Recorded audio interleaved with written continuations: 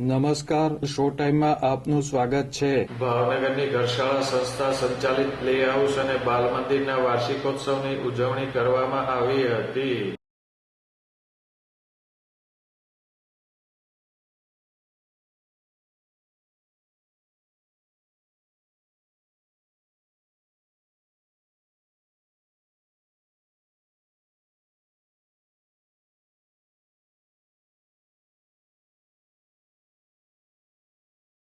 નન્હે કદમ શીર્ષક અંતર્ગત શહેરના યશવંતરાય નાટ્યગૃહ ખાતે યોજવામાં આવેલા કાર્યક્રમમાં પ્લે હાઉસ અને બાલ મંદિરના બાળકો દ્વારા વિવિધ કૃતિઓ રજૂ કરવામાં આવી હતી.